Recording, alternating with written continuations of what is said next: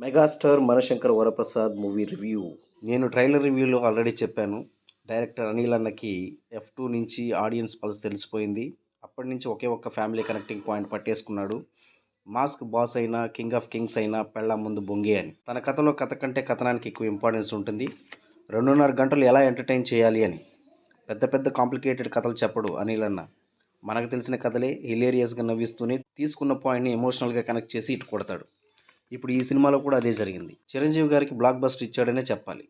Heroine తండ్రి కారణంగా విడిపోయి విడాకుల దాకా వచ్చిన హీరోయిన్లు చివరికి ఎలా కలిశారు. పైగా మనకి బాస్ నుంచి కావాల్సిన యాక్షన్ పార్ట్ కోసం బాస్ని నేషనల్ సెక్యూరిటీ ఏజెంట్గా కనబడతాడు. ప్లస్ పాయింట్స్ అంటే కామెడీ అండ్ స్టైలిష్ యాక్షన్తో megastar Vishwaroopam.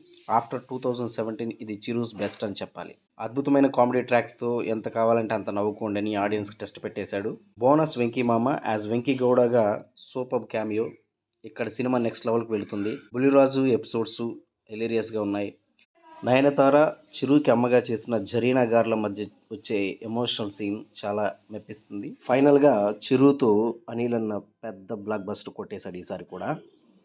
Let's watch and enjoy.